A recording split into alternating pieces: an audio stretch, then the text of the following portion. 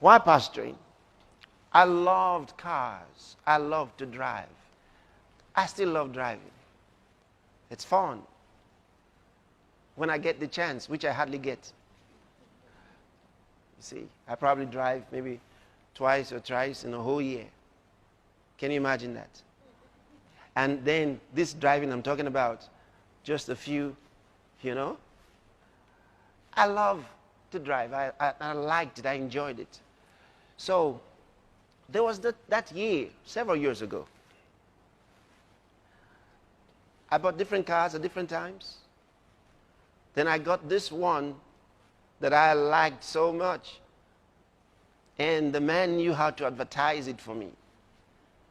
Customized, nice, worn in town. So I looked at the car. I liked it. I wanted it. I was already buying, this car or that car.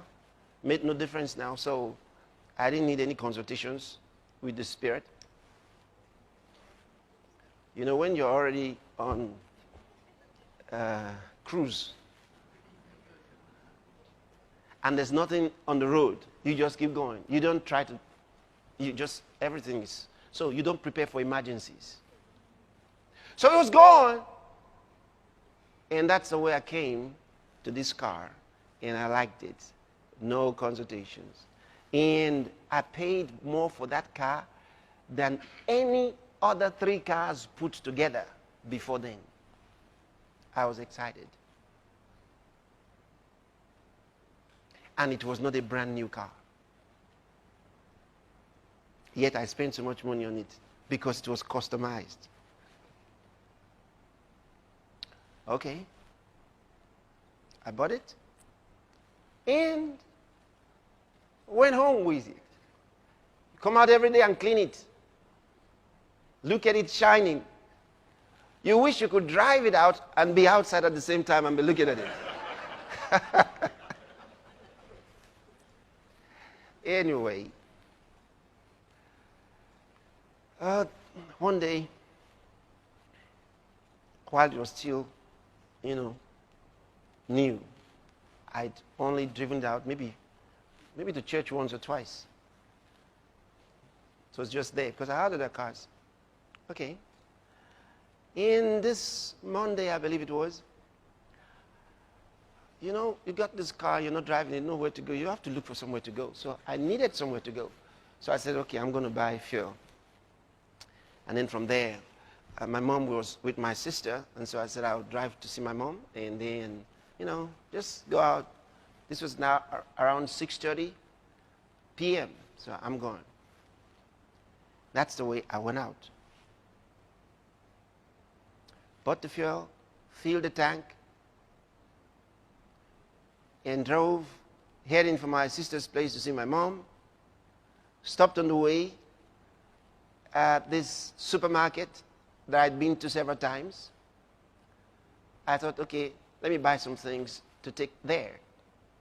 As I stopped, before I could come out of the car, another car stopped beside me, and some guys jumped out with guns. 2 of them in front of me just releasing bullets into the air. They were just like, it was fun for them. They just stood there. And the others came to the doors. One said, come down, move in, out. They were giving all kinds of commands. I didn't know where I was.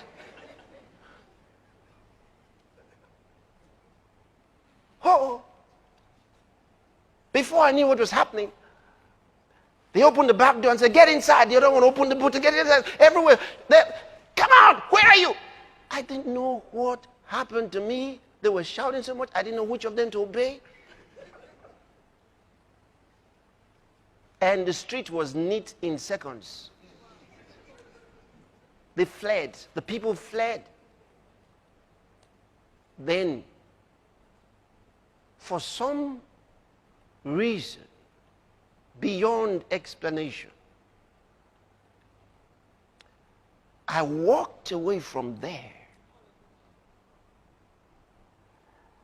And it's like, like they didn't see me. I don't know how, but I just walked away. got out of there. The guy had opened the door and asked him to enter.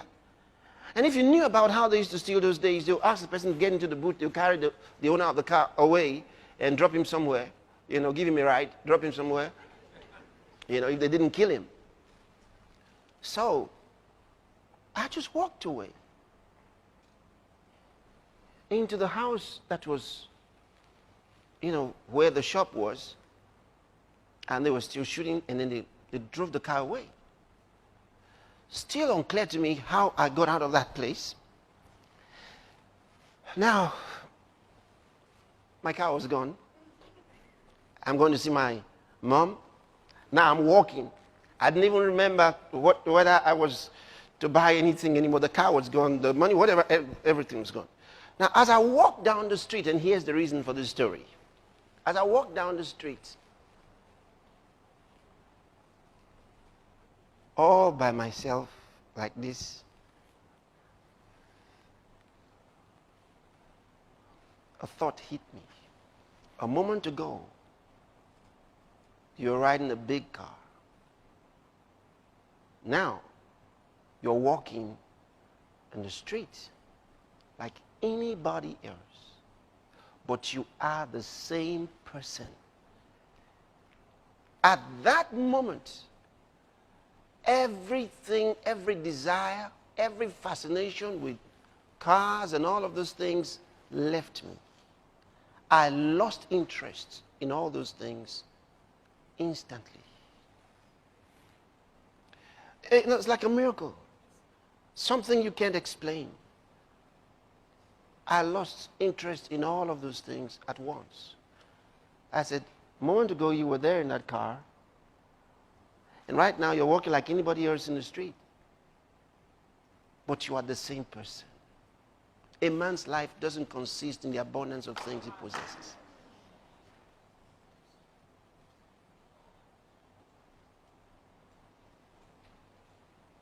And this is so important.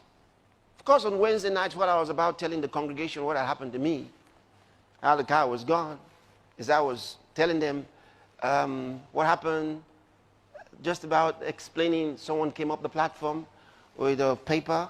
They had found the car. So I announced to them they had found the car, but I wouldn't drive that car again. I'd lost interest. I wish that I knew how to lose that interest earlier. Are you getting what I'm telling you? Because you're the same person. And since that time to this time, not fascinated with those things. They don't mean anything. They don't mean anything. You're the same person. You're the same person.